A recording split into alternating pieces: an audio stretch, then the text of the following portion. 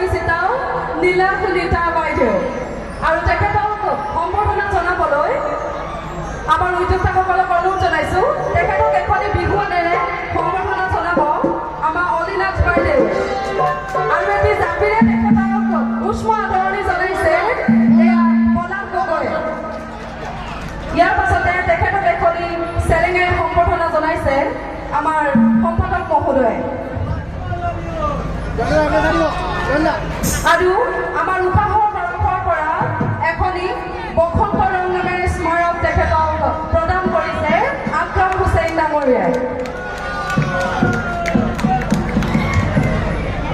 আৰু তেখেতক এখনি সম্বৰ্ধনা পত্ৰ প্ৰদান কৰিব আমাৰ সম্পাদক উপাসৰ সম্পাদক সত্যজিৎ নাথ ডাঙৰীয়া, বিশিষ্ট সমাজকৰ্মী লাচিত গগৈ ডাঙৰীয়া আৰু আমাৰ হিমাংশু নেওগ ডাঙৰীয়াই। এটা ডাঙৰ হাত চাপৰি হ'ব লাগে। সেই বসন্তৰ ৰঙত আপোনালোক সকলোৰে মাজত ৰঙালী ৰং ছটিয়াবলৈ আমাৰ মাজত উপস্থিত আছে আমাৰ সকলোৰে মৰমৰ নীলাম্বিতা বাইদেউ। আচলতে পৰা তেখেতক আন্তৰিক শুভেচ্ছা আৰু মৰম যাচিছোঁ আৰু তেখেতৰ দুআষাৰ আগবঢ়াবলৈ আমি অনুৰোধ জনাইছোঁ। আৰু আমাৰ মঞ্চত আমাৰ উপাসৰ উদ্যোক্তাসকলক আমি উপস্থিত থাকিবলৈ অনুৰোধ জনাইছোঁ।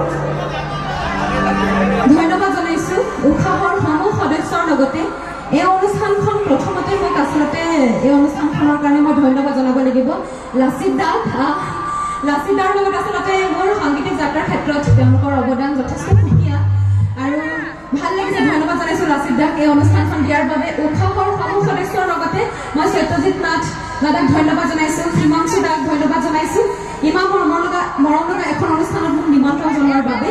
আৰু আমাৰ ২৭ তাৰিখৰ পৰা অনুষ্ঠান হৈ আছিলে, আজি ১৪ তাৰিখ আমাৰ আজি একদম লাষ্ট অনুষ্ঠান আৰু ৩ দিনৰ পাছত আকৌ আছে বাৰু। কিন্তু ধন্যবাদ জনাইছোঁ লাচিত দা। আৰু তেখেতে মোক কৈছিলে শিৱসাগৰত এখন অনুষ্ঠান মোৰ ফালৰ পৰা মই ক'ম বাৰু এনেকৈ কৈছিলে। তাৰপিছত উৎসাহৰ পৰা তেওঁলোকেও ক'লে যে মোক নিমন্ত্ৰণ জনাব বিচাৰিছে। তো লাচিত দাই ক'লে মোৰ ভণ্টিয়ে হয়, মই কৈ দিছোঁ ধুনীয়াকৈ। তাৰপিছত লাচিত দাই ক'লে ধন্যবাদ জনাইছোঁ, থাকিব সকলোৱে। আৰু আপোনালোক সকলোৱে ধুনীয়াকৈ মোৰ গানবোৰ শুনিছে নাই বাৰু? ছোৱালীবোৰ পাছফালে আছে ন? নিজৰ গানেৰে আৰম্ভ কৰিছোঁ। শিৱসাগৰখন খুব নিজৰ ঠাই, আপোন ঠাই। আপোনালোকৰ ইয়ালৈ অনুষ্ঠান কৰিবলৈ আহি ভাল লাগে সদায় আৰু বৰ ধুনীয়াকৈ সঁহাৰি পাওঁ। আজিও পাম বুলি আশা ৰাখিছোঁ আৰু বহুত মানুহ হৈছে দেই, ভাল লাগিছে। সেইকাৰণে নিজৰ গানেৰে আৰম্ভ কৰিছোঁ।